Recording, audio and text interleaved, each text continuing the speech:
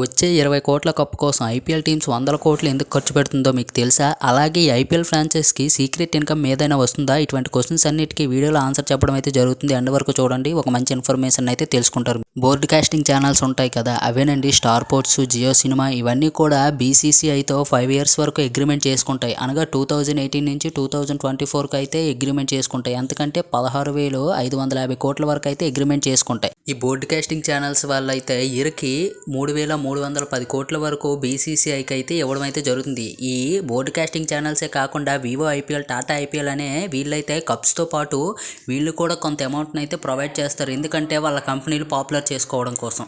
Tata IPL, Vivo IPL broadcasting ఇచ్చిన మొత్తం అమౌంట్ని బీసీసీఐ తీసుకుని అందులో వాళ్ళు 50% తీసుకుని మిగతా 50% కూడా ఐపీఎల్కి అయితే ప్రొవైడ్ చేస్తారు. వీళ్ళు ఐపీఎల్ టీమ్స్ ఆ అమౌంటే కాకుండా ticket count amounting, Jersey count amounting కూడా వాళ్ళు తీసుకుంటారు. ఇలా 20 కోట్ల కప్పు కోసం 100 కోట్లు ఖర్చు పెట్టి వేల కోట్లలో సంపాదిస్తున్నారు ఐపీఎల్ ఓనర్స్. మరి ఈ వీడియో మీకు ఎలా అనిపించిందో కింద కామెంట్ బాక్స్లో కామెంట్ చేయండి.